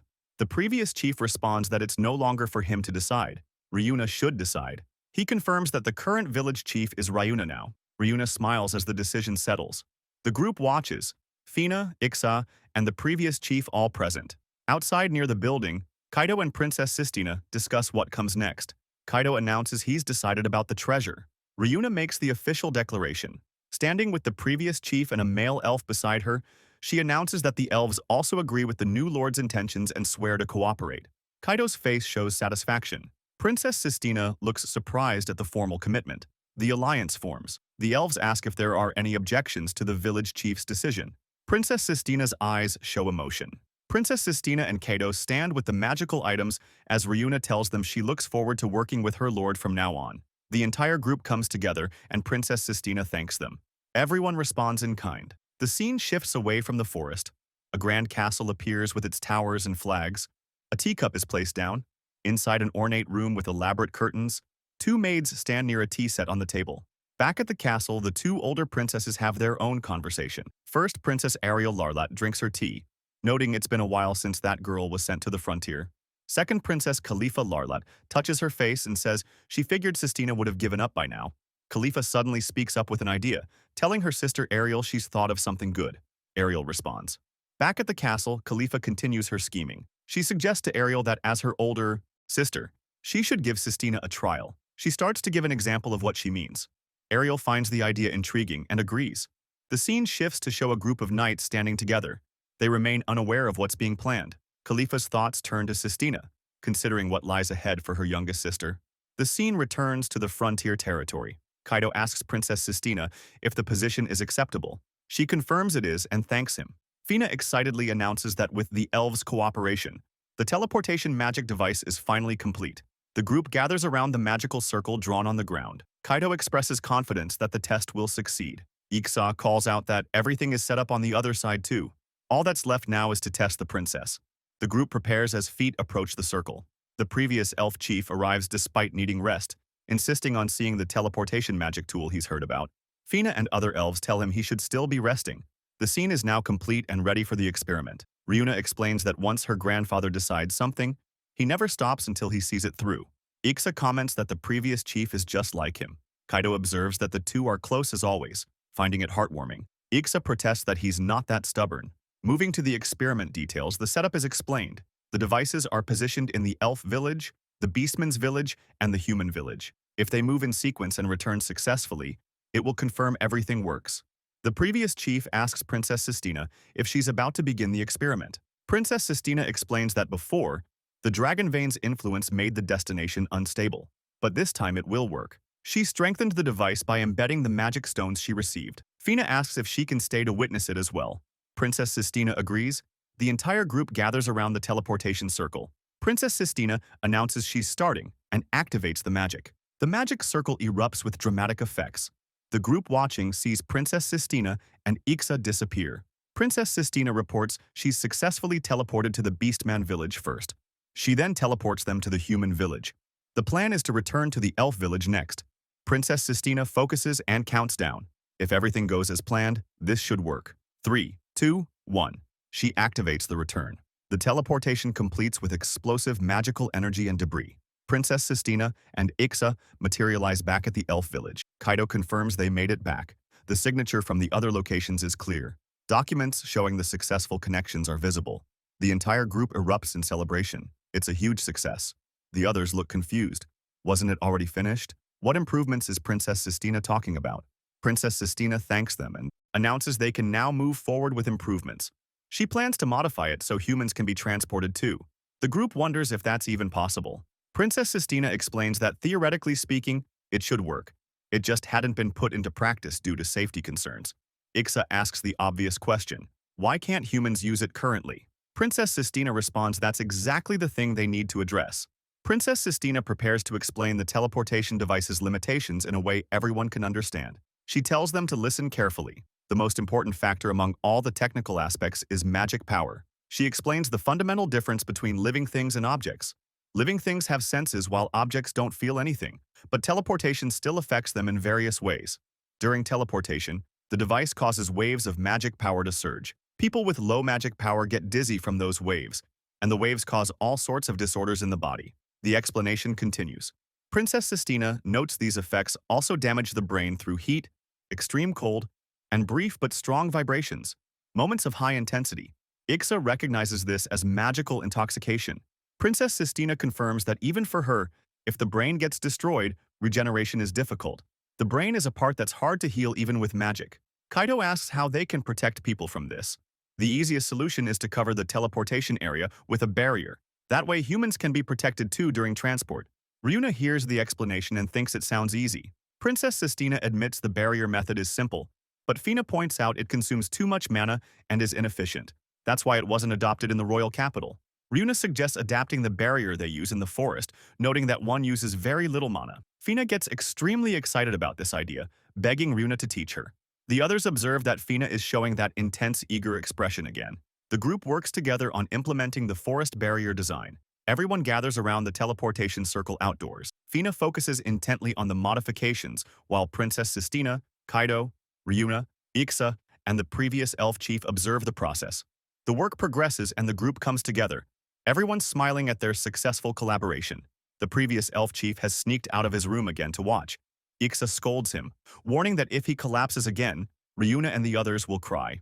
The old elf insists he's fine now. Ixa mutters that the previous chief is impossible. The scene grows quiet as the previous elf chief looks at the gathered group. He reflects that his entire life was spent thinking only of protecting the village and his comrades. Seeing humans, elves, and beastmen working together peacefully, it's unbelievable to him. He never could have imagined a sight like this. The previous elf chief observes that times change and this can't be helped. He comments that the youngster talks big. Ixa protests that he's not a kid anymore. The previous elf chief acknowledges this truth, looking at Ixa and Ryuna together. That's exactly why things are different now. Ixa approaches the previous elf chief with a serious request. He asks if the old elf will let him take care of Ryuna.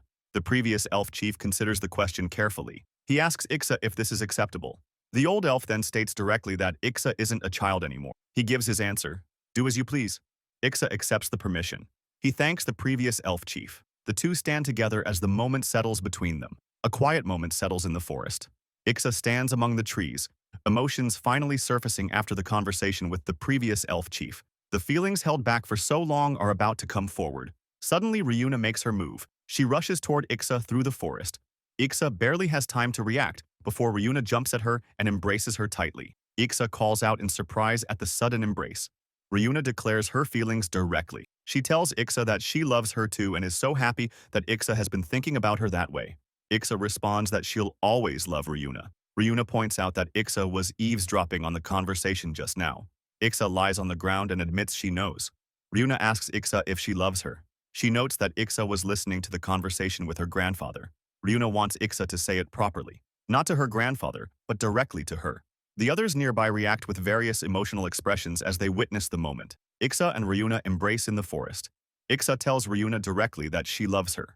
Ryuna thanks Ixa and reveals the truth. She's felt the same way since back then. Ixa responds that she's the one who should apologize for keeping Ryuna waiting all this time. The two stand together with the previous elf chief nearby, watching the moment unfold. The group has been watching the whole confession scene. The previous elf chief observes from a distance. Princess Sistina notices they've been spotted, and Kaido admits he's been found out. Ixa turns to the group and demands to know why everyone is staring at them. The others discuss how long they've been watching. Kaido explains that everyone knew from the very beginning, since the moment Ixa declared to Ryuna's grandfather that she wanted to marry Ryuna. Meanwhile, Ryuna excitedly tells her sister Fina that Ixa said she's totally in love with her. Fina confirms she saw it too. Fina celebrates and tells her sister that this is great. Ryuna looks flustered from all the attention. Princess Sistina offers to officiate the wedding if they're having one. Ixa protests that they shouldn't make too much fun of her. Kaido comments that Ixa's confession was very manly. The previous elf chief gets excited and suggests they do the wedding right now. Ryuna tells everyone to calm down. Ryuna notes that the wedding comes later and tells everyone to settle down. Princess Sistina asks if they remodel the mansion. Can they make it look the part for a celebration? Kaido agrees this is right. Ixa confirms they should calm down already. Princess Sistina proposes they'll build a town here that's even more wonderful than the capital. Ryuna questions if that's really possible. More wonderful than the capital.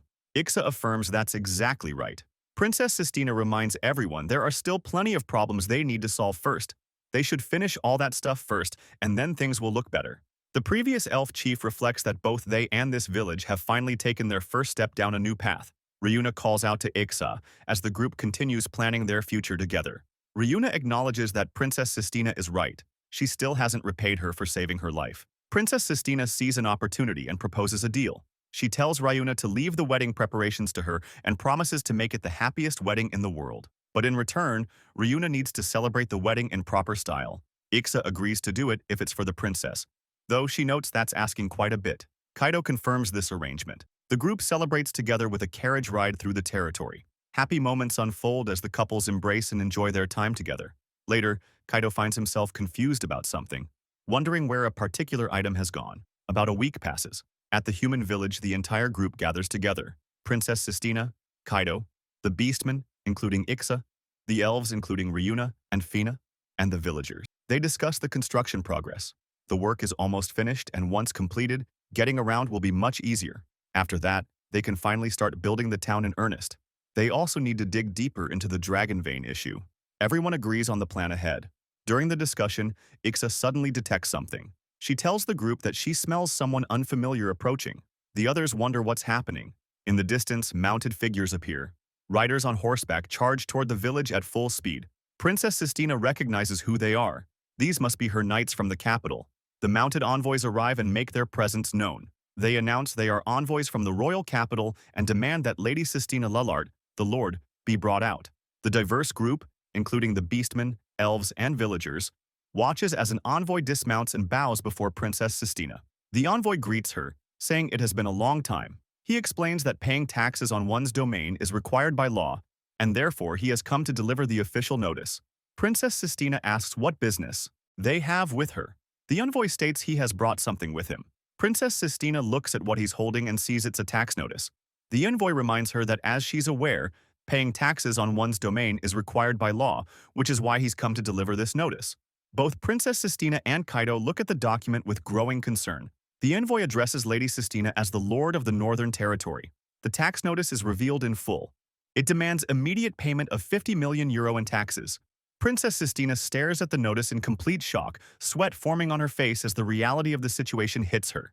The entire group stands frozen in shock. Princess Sistina looks down at the tax notice, barely able to process what she's seeing.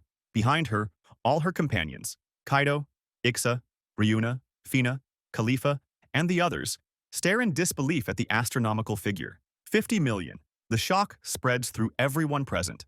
The village chief, the young boy Shun, and the other villagers and beastmen all react with complete disbelief. They cry out that there must be some mistake. 50 million euros is an impossible amount. The massive tax demand leaves everyone stunned, with no clear path forward for how Princess Sistina could possibly pay such a sum. Ixa processes the tax amount in disbelief, asking if it's really that high. She remarks that 50 million euros is enough to build a modest mansion in the capital. A villager nearby declares there's no way they can pay that. Meanwhile, Kaido explains to Princess Sistina that normally such a heavy tax wouldn't be charged in a remote place like this. Princess Sistina looks down, troubled by the situation. The envoy then announces the payment deadline. The taxes must be paid within 1 week. The entire group reacts in shock at how little time they have. The village chief protests that something isn't right about this situation. One of the beastmen backs him up, questioning how they can demand taxes out of nowhere for such an enormous amount. The envoy simply responds that he already told them. It's the rule. Princess Sistina asks the envoy to explain the situation to her. The envoy repeats what he said earlier. This is simply how things are. Princess Sistina analyzes the situation aloud. The territory is far from the capital, has little political value, and the land itself is still undeveloped. A companion agrees that the tax amount is far too high for a developing territory. The envoy acknowledges her point but explains that the land has had unpaid taxes for quite some time. That factor has been included in calculating this amount. Kaido asks when the last time taxes were paid was. The village chief admits that taxes have never even been demanded before. Princess Sistina considers this revelation. The territory was most likely neglected for so long that generations of lords must have given up on it entirely. The envoy continues his explanation. He tells Princess Sistina to consider this amount as mercy from the kingdom. Normally, unpaid taxes of this scale would be tantamount to treason against the state. A villager mutters that this can't be happening. Ryuna suggests they just ignore the demand since the kingdom has been neglecting them all this time anyway. Fina agrees, pointing out that nothing will change since the country never supported them in the first place. However, someone recognizes it's not that simple to dismiss. Ixa demands to know why they have to leave their land. Ryuna insists this is their territory. The envoy coldly informs them that if payment cannot be made, the estate will be dismantled. He draws his sword and declares that the land belongs to the kingdom, not to them. The residents will be forcibly evicted. If they refuse to comply, they'll be arrested as criminals. Both Ixa and Princess Sistina react to the word criminals with visible concern. Tension explodes as Fina physically grabs the envoy in anger. Kaido looks on, thinking he can't believe these guys are human like him. Ixa curses the envoys as bastards. Just as the confrontation escalates, Princess Sistina reaches out and tells everyone to wait. The group freezes, looking to her for direction. Kaido tells the group that regardless of their feelings, these are the rules they're dealing with. Ixa responds that she understands the reason but still can't accept it. Princess Sistina stands between them as the voice of reason. She points out to the envoy that if this is truly a rule, why has it been ignored until now? The envoy hesitates, acknowledging that from what he's heard, they've never even come to collect taxes before. Princess Sistina presses her argument. The amount and timing are suspicious, and the whole situation can't be called fair. The envoy tries to fall back on procedure, but Princess Sistina cuts through his deflection. Princess Sistina challenges the envoy to explain something to her. Taxes are meant to sustain the kingdom's finances in exchange for support and protection. This land hasn't received enough benefits to justify paying taxes at all. Kaido observes the exchange, thinking that as expected of the princess, she remains calm even in this situation. Still, he doubts the envoys will back down with just logical arguments. The envoy concedes that Princess Sistina is right about being sent here under orders. However, he maintains they can't change the rules either. Princess Sistina sees an opening and tells him she has a proposal. If she pays the 50 million euros in taxes, she wants the kingdom to promise support equivalent to that amount. The envoy looks skeptical as Princess Sistina confidently asks if he can manage arranging that much support. Her calm smile suggests she's already thinking several moves ahead. The envoy agrees to Princess Sistina's proposal. One of the residents offers to deliver the message herself to the capital. Kaido thanks her for volunteering. As the envoy prepares to leave, he issues a warning to Princess Sistina. If they fail to pay the taxes, they need to be prepared for the consequences. Princess Sistina calmly acknowledges his warning. The envoy rides away on horseback as the residents watch him depart. Once the envoy is gone, excitement spreads through the group. One of the residents declares this is their chance. Kaido looks to Princess Sistina questioningly. The residents realize that if they can pay the required taxes, the nation will provide matching support. Ryuna points out that this arrangement will speed up their territory's development significantly. Seeing the strategic opportunity in this situation, Fina, Ixa, and Ryuna exchange hopeful looks. The discussion continues as everyone processes the implications. Kaido confirms that Princess Sistina is absolutely right. With that level of support, they could practically build a whole town. Ixa brings up that the kingdom is building a mansion in the royal capital. The village chief thinks it sounds like quite a dream. He adds that if this happens, it'll be easier for other races to gather in their territory too. Shun enthusiastically agrees that this brings them so much closer to their ideal. However, Ryuna voices concern about acquiring that much money. One of the residents comments that this situation is just like before. Another adds that they've overcome every hardship together. The group gathers in an interior space, clearly united in facing this challenge. Ryuna acknowledges she already knows they can handle it. Princess Sistina smiles confidently at her assembled companions. Princess Sistina stands with arms raised joyfully, birds flying around her against a bright sky. She declares with conviction that this land holds infinite possibilities. Her confidence and optimism radiate through the scene. The group stands together: Fina, the village chief, Shun, Kaido, Ryuna, and others. Moving forward, Kaido and Ryuna share a determined look. Princess Sistina pumps her fists with fierce determination, announcing that this is the big showdown. An emergency meeting convenes in a formal chamber. Princess Sistina and a companion sit in ornate throne-like chairs while Kaido stands nearby. On the table before them, the stark reality is laid out. They need to pay 50 million euros in taxes within a week. Ryuna asks what exactly they're going to do. Someone acknowledges they need a way to get a huge amount of money in a short time. Kaido admits he's thought about it, but can only come up with bad ways to accomplish it. Fina suggests producing a specialty product. Kaido explains why that's difficult. Even under normal circumstances, 50 million euros is an unthinkable amount of money, unless dealing with a noble who has huge capital. He adds that this time, they can't use Princess Sistina's assets either. Ixa thinks it's a good idea though. Something unique to their land that they could sell in a big city. She's thinking of local produce and goods. Ryuna points out the time constraint. There's just not enough time. A week isn't nearly enough to go from development to sales. Despite the timing issue, Princess Sistina gets excited about the concept, calling local specialties a great idea. Fina acknowledges Ryuna's point about the timeline. Ixa points out they'll still need money in the future. Ryuna agrees they should work on that specialty product plan once they get through this immediate crisis. Kaido then suggests they could borrow from someone. Ixa immediately shoots down the idea, asking who would possibly lend them that kind of money. Kaido suggests they could consult the nobles who supported Princess Sistina in the royal capital. That route is definitely possible. Princess Sistina acknowledges it's the most realistic option, but she knows that won't work. Kaido catches on immediately to what she means. Sistina explains the key is showing everyone what this land can do, that it holds infinite possibilities. Kaido agrees completely. Borrowing money from nobles wouldn't have solved the real problem they're facing in their territory. They need a different approach. Princess Sistina strikes a determined pose and makes her declaration. She and everyone in the territory are going to create a brand new invention. The announcement catches Ryuna, Ixa, and Fina completely off guard, leaving them stunned and confused about what exactly she has in mind. Princess Sistina explains that back when she was in the capital, she spoke with a merchant once. The merchant wanted a way to transport food while keeping it fresh. One of the group members asked why they couldn't just pack it with ice or something. The response points out that ice only lasts a few hours, but traveling from town to town takes days. A thought bubble shows a comical walking storage box. Princess Sistina decides they should make a portable food storage unit then. Kaido mentions they already have magical refrigerating devices in practical use in the royal capital. One of the group members is surprised they already exist. Princess Sistina points out the problem though. Those devices are way too big to move. Plus, they consume massive amounts of magic power and need constant magic supply to keep running. She gets excited laying out exactly what they need to create. A portable storage unit that can run for a long time on just a single magic charge. Princess Sistina sits contemplatively, admitting she honestly can't do this alone. It's really difficult. A voice reminds her that everyone's here with her. The village chief speaks up, honored to hear her acknowledge their role. Another voice notes that in terms of dexterity and finesse, humans are second to none. Ixa confidently declares that with their high physical abilities and sturdy bodies, the beastmen can gather any material they need. She adds that naturally they can handle it. They're a clan of hunters after all. Fina explains the elves' strength lies in magic tool development. The core of magic tools is the magic formulas, and their wealth of knowledge and high skill level is unique to elves.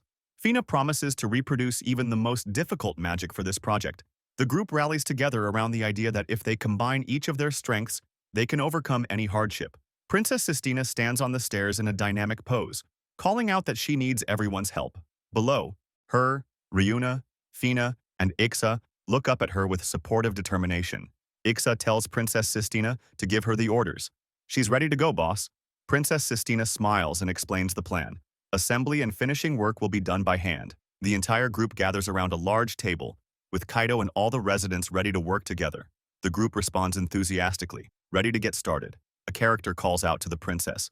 Kaido asks what she plans to do about finding buyers for the magical tools they're creating. Princess Sistina acknowledges that's the most important part, which is exactly why she's leaving it to Kaido. The two share a close moment as they discuss this critical aspect of their plan.